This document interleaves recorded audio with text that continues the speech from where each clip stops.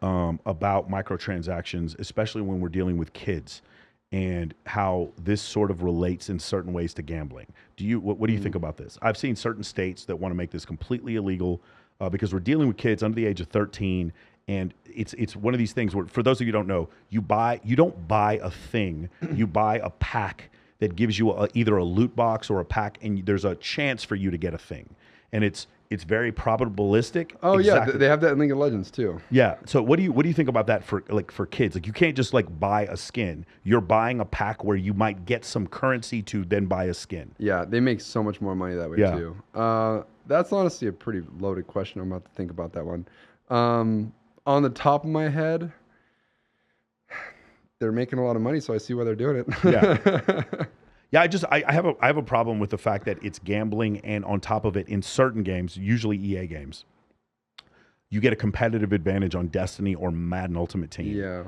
Or what's these EA games specifically because you paid more money. That is crazy to me. How could that even be a competitive game? But whereas on Fortnite you don't. Fortnite you really don't get a competitive advantage.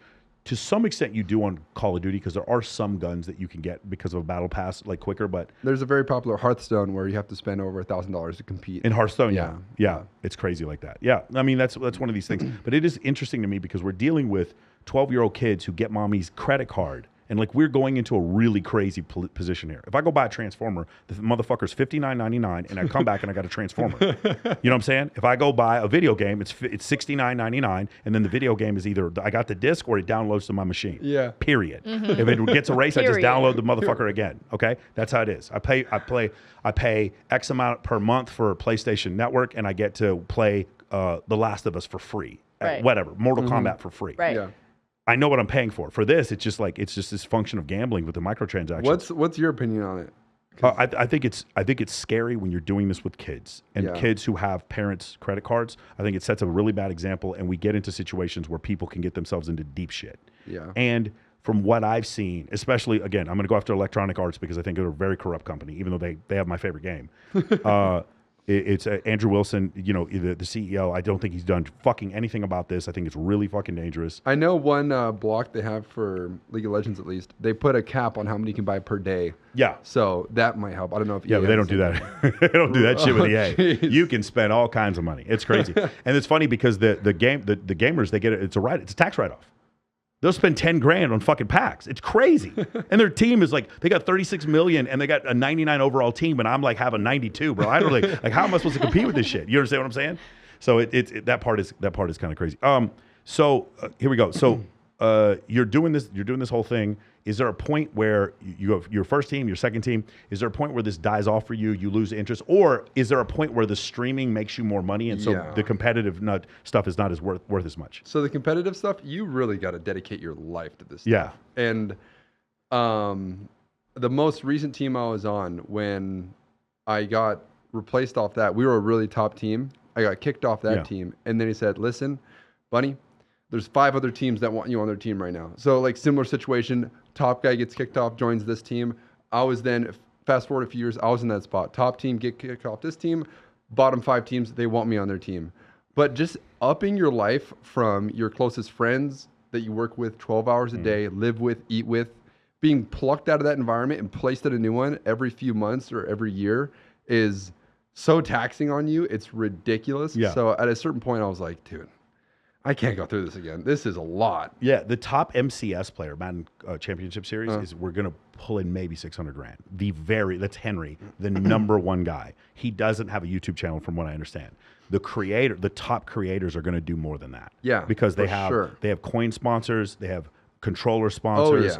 And so it seems to me like being an entertainer on YouTube or streaming on Twitch, you make more money than you would being a competitive player, and it's way less stressful. So the path I went down was, there was a player on my team, the one that I would work with all the time. He would stream every now on Twitch and get 20,000 viewers. Yeah.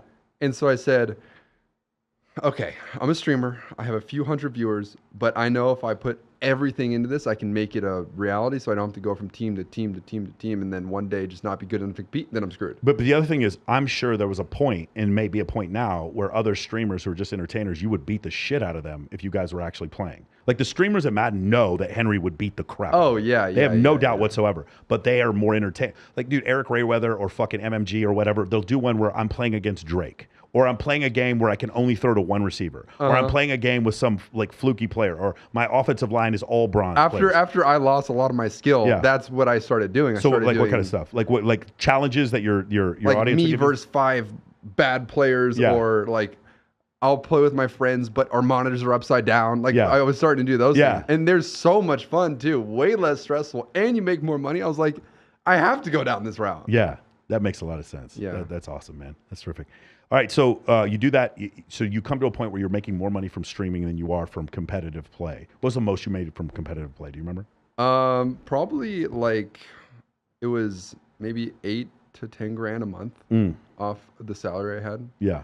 But that was kind of, the salaries they were starting really low. Like you were happy to be able to buy food and make a living off this way back in the day. And then it ramped up. NBA team jumps in, invests $30 million. Another one does double that. And the salaries ended up getting so high to where a player I know was making over $4 million over his contract just because he was so good. So the salaries obviously went up that high. What do you think the highest paid LCS guy is making? LCS for North America, give me a second to think about it, but I know for worldwide, the best player in the world, his name is Faker. He gets offered over $30 million a year. Faker. He turns it down because he wants to stay in Korea to be on the best team to have a chance at competing. He's Korean. Yeah. Oh wow. Okay. Yeah. Shocking. That's but amazing. For LCS, I would say the top salaries are anywhere from $2 to $3 million a year. But League of Legends is an Asian game. Yeah. It's a Korean game. The viewership in China is insane. Really? Yeah. It's like tenfold where do they watch it on? Do they watch it on He Twitch? said, so for instance, Bunny told me before that people that play basketball, people that play football, when you're in China, it's League of Legends. Wow. Like instead of wanting your kid to go pro in football, baseball, whatever it may be, it's League of Legends.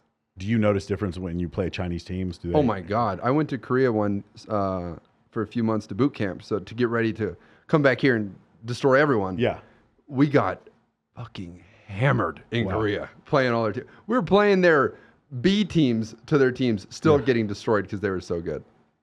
If you were going to say like the top team in the world, whatever country they're from, what do you think makes them different than other people? Is it coordination? It's what Bree just talked on. When you're 13 years old, my dad's yelling at me because I'm playing. Their parents are yelling at them to play and get better. Wow. Okay. Yeah. It's just a complete cultural difference. That is how, from the very beginning, with the day you're born, how it's looked at, essentially. When did you